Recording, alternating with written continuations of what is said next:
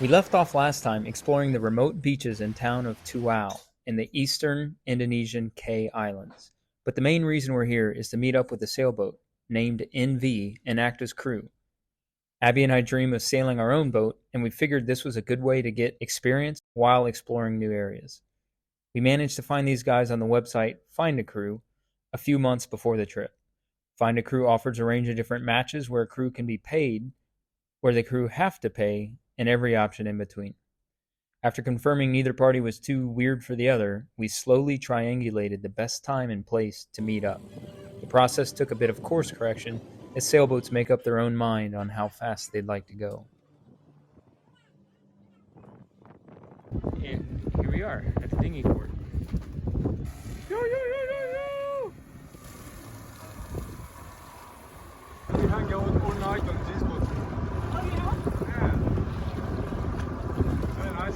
As for the boat, it's a 66-foot, 10-ton former circumnavigating racer that has been previously set up for single-hand sailing as well as a 24-person crew.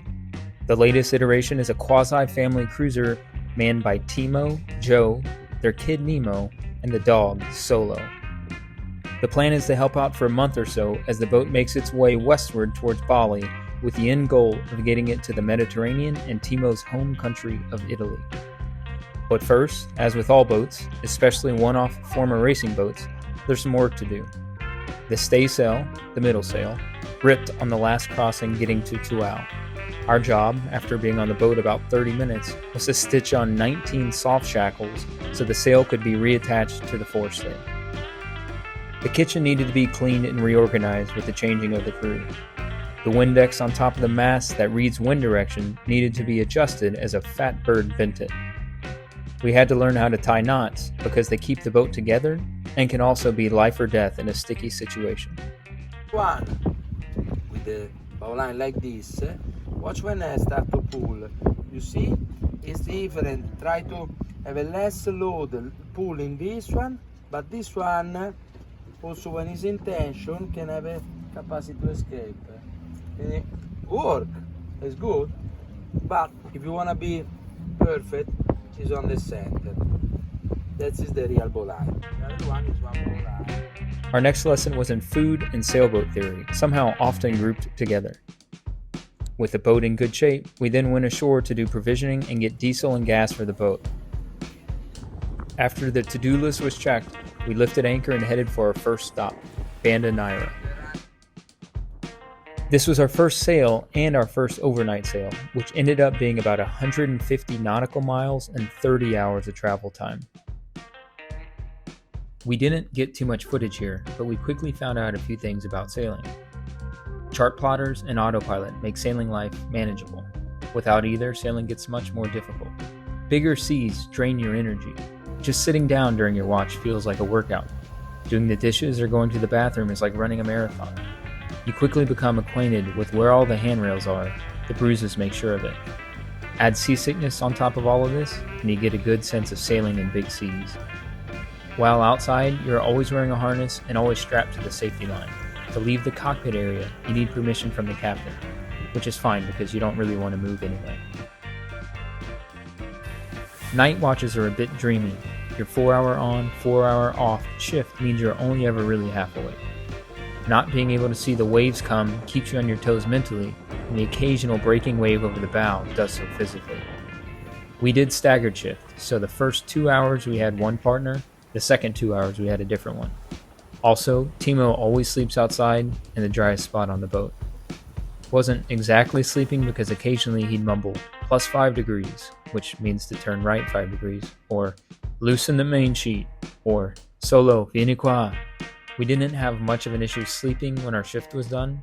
It was nice to be able to lay down and relax after fighting the ocean's movements for 4 hours. He still rolled around a bit on the bed, but it never really kept us up. After that night on the sea and another morning sailing, we made it to Bandon.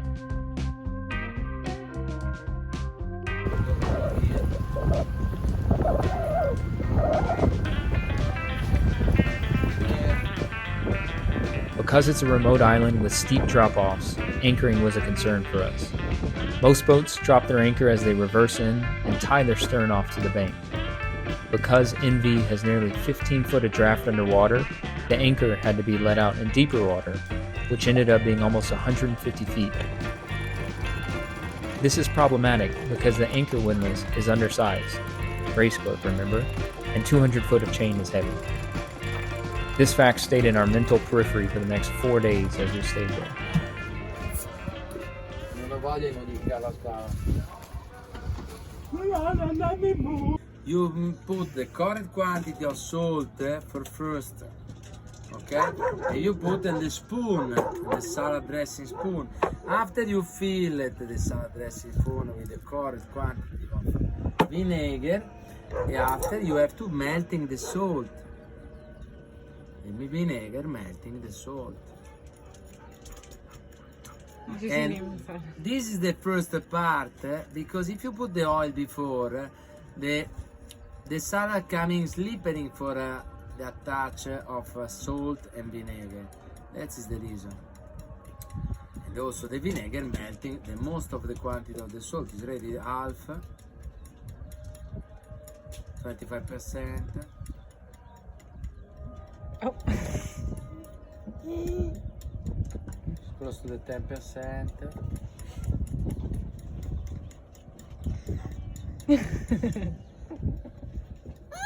It's not very strong this vinegar, but yeah, it's gone. It's gone. Whoa, there's no more salt. Ah cazzo, that is one. Where we are there?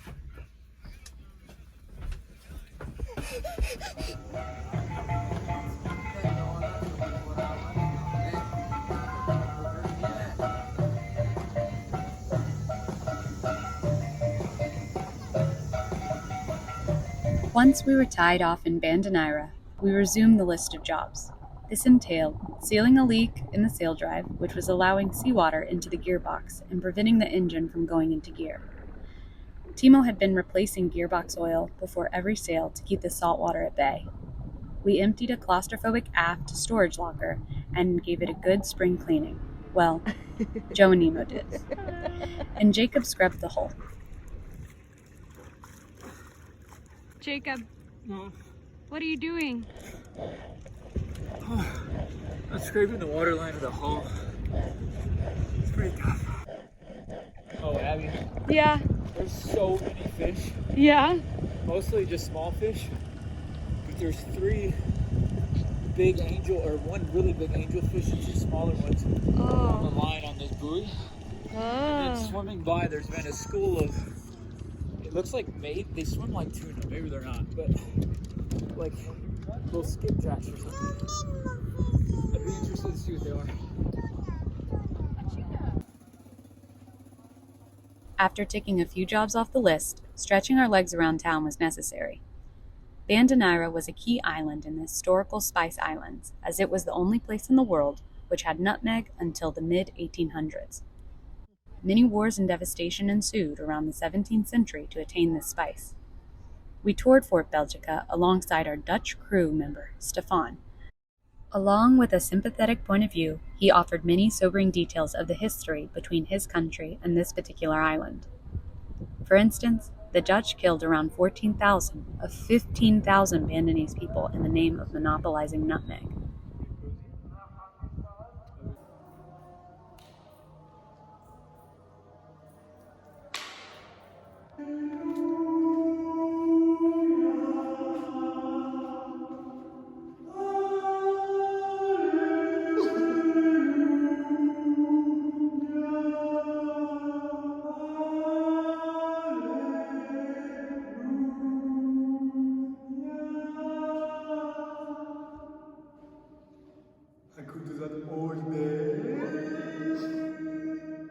On fait de la voile et pas du poney.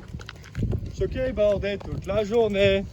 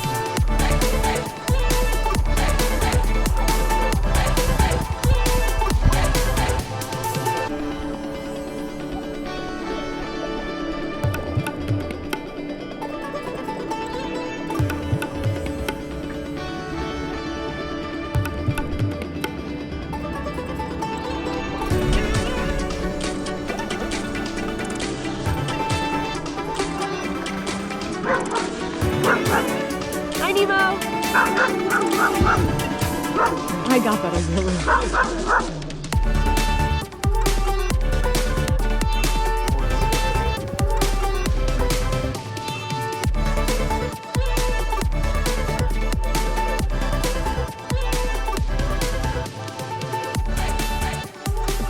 Here in Banda was where we got our first taste of the underwater treasure Indonesia has to offer.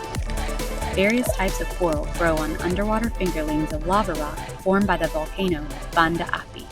An especially protected drop-off on the island's northeast side, the marine life was shocking. My first moray eel of the trip, a shark, and adorable little Nemo fish were spotted here.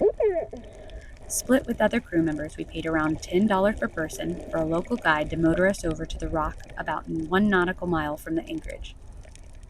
This same day, I began to realize some lingering feelings I thought were from boat life adjustment were perhaps more serious.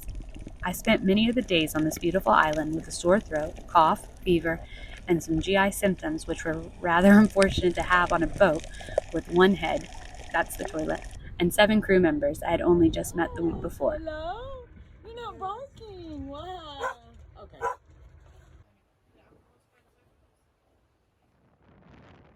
I did attempt to hike Banda Api with Jacob and some of the other crew. Unfortunately, suffered some more of my symptoms about halfway up. Jacob led the pack the rest of the way up the volcano. This is the top of Banda Api.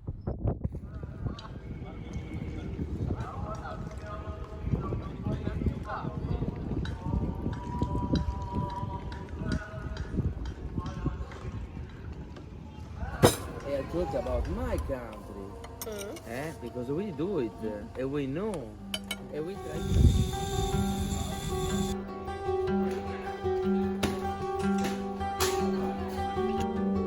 After resting some more, infecting my crewmates, and provisioning, we said goodbye to our friend Francois and the lovely island of Bandon.